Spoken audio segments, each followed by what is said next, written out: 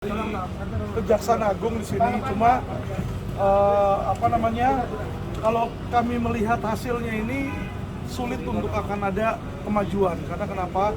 Alasan dari kejaksaan adalah mereka mau tahu persis jumlah kerugian pastinya dan jumlah korban. Jadi yang tahu jumlah korban persis sama kerugian itu pastinya hanya 2 orang, yaitu si penjahat sama Tuhan yang di atas yang tahu. Korban nggak bakal ada yang tahu dong siapa aja semua lengkapnya dibilang di situ. Nah sekarang penjahatnya mungkin dia ngaku, oh saya ada sekian korbannya apa semua segala macam, itu nggak mungkin ngomong. Jadi apa? Kalau tidak ada itu, kejaksaan bilang tetap tidak akan mem-P21. Jadi dia mau harus lengkap di audit. Jadi seluruh korban, contoh industrial 15.000 ya. Nanti yang lebih parah ini KSPSB. Kenapa? Korban KSPSB 180.000 orang. Bagaimana 180.000 orang dari Sabang sampai Merauke diperiksa oleh polisi? Apakah nanti tugas Polri hanya memeriksa satu LP itu seluruh kepolisian dikerahkan? Kan tidak mungkin. Ya, terus kedua, APBN-nya mau buang berapa banyak untuk periksa 180.000 diperiksa? Kalau 180.000 itu benar diperiksa sekalipun, semua korban yang ada dalam berkas, kalau dalam aturan KUHP itu wajib dihadirkan di depan persidangan. Bagaimana sidangan itu menampung 180.000 korban? Nggak mungkin juga. Jadi kalau kita lihat di sini, kalau dari pandangan hukum saya, sudah jelas ini ada modus, ada oknum di Kejagung. Saya nggak bisa sebut namanya siapa di situ, tapi sama seperti ketua IPW juga bilang, ya, ada oknum di, kalau IPW malah bilang ada oknum di Mabes sama di Kejagung di situ ya. Saya yakin di dua-duanya benar ada oknum di situ, walaupun kita tidak tahu siapa, karena keterangan dari Kejagung pun tadi bertolak belakang dengan keterangan yang kami dapat dari Mabes. Mabes bilang katanya sudah dilakukan audit, sudah ada hasilnya, orang-orang itu dari PKPU kan udah ada total tuh sebenarnya yang dirugikan berapa berdasarkan data PKPU di pengadilan.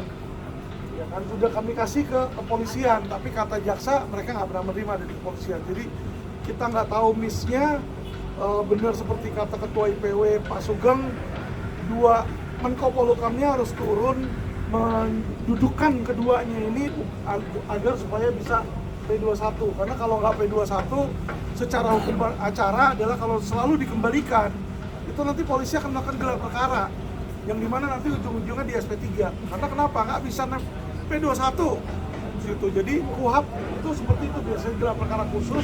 Kalau 3 kali 4 kali dikembalikan, itu polisi akan melakukan gelar perkara. Ada apa ini? Kasus kok nggak bisa naik di situ ya. Jadi yang ditakutkan adalah kalau dihentikan, lalu bagaimana dengan aset yang sudah disita 2 triliun? Indosuria ini kan sudah dibilang sita 2 triliun, ya kan? Nah, disinilah kami merasa, ya kan, di mana aparat penegak hukum tidak bisa memberikan solusi. Karena gini loh, kami para korban dan kuasa hukum, kami nggak punya wewenang sama sekali di dalam penyidikan. Kami hanya mengawal, melihat loh, ini kenapa nih masalah di sini. Yang punya wewenang itu adalah kepolisian untuk menyidik dan kejaksaan untuk menerima berkas. Kalau jaksaan nggak mau terima berkas, maka di sini mandek. Nah, kalau dia bilang, oh diperiksa dong orangnya gimana, seharusnya jaksa ini sama polisi duduk bareng, cari solusi. Itu yang kami inginkan. Ya, supaya masyarakat memperoleh keadilan.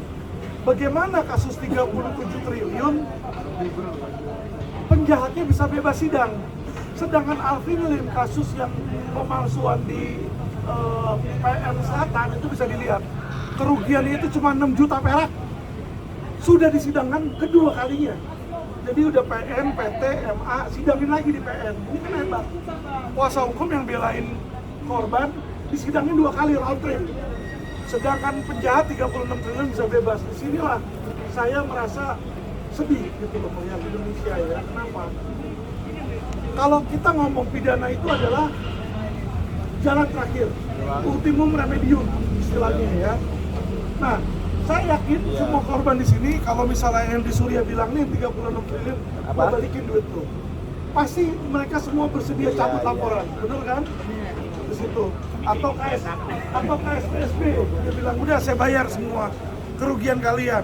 Pasti suruh cabut restoratif justice, oke dong. Nah, bandingkan dengan perkara saya 6 juta perak, gua ganti 10 kali lipat deh. Saya udah bilang, saya ganti deh 10 kali lipat kalau itu rugi, kita nggak usah buktiin salah atau benernya. Berarti dari pihak Kejagung masih menunggu audit atau berkas perkaranya itu sampai bukan istilah lengkap aja Bu, ini mustahil karena seluruh korban di Indonesia harus diperiksa dan korban itu ada yang sudah meninggal. Gimana memeriksa orang yang sudah meninggal?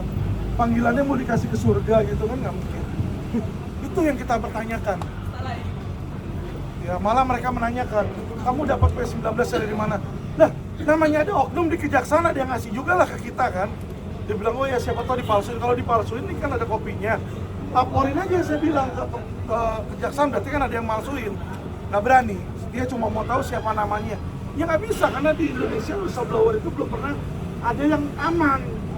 Di situ ya, mereka pasti akan dihajar itu. Di situ Bu. Ada pertanyaan lain? Ya, jadi demo kami ini cuma menuntut keadilan itu aja. Dan saya yakin para korban termasuk Indo Suryani, ada tadi Ibu Patricia Gaw aja, artis sampai bela-belain datang. Kenapa? Dia sedih banget, dia merasa keadilan itu sudah mati gitu ya. Jadi aparat penegak hukum, Kejaksaan Agung tuh Agungnya udah hilang, lagi dicari di mana nih. Siapa yang ngambil di situ, kemana yang ngambil. Itu aja sih Bu. Iya, makasih.